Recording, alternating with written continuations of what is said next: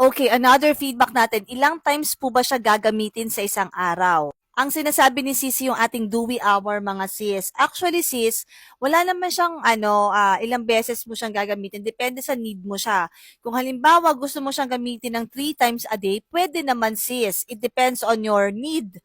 'Di ba? Kung halimbawa naman sobrang puyat na puyat ka or halimbawa may special event ka na pupuntahan, ilagay mo lang yan sa under eye mo girl and instant talaga yung mararamdaman mo sa kanya. Kasi nakakatulong 'to para mag-glow up yung skin mo, yung eye mo, para hindi ka laging may alam mo yung pugto-pugto yung mata mo te. Ito talaga na ay nalaglag na girl. Nakakatulong siya girl.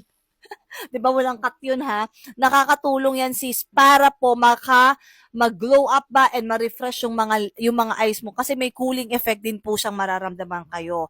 Kaya kung gusto mo sis, i-check out mo na yan and i-try mo siya. Malay mo, baka magustuhan mo siya and ma-feel mo yung relaxation sa ilalim ng mata mo kasi may cooling effect nga siya na mararamdaman ikaw. Kaya, happy shopping and enjoy your day. Bye!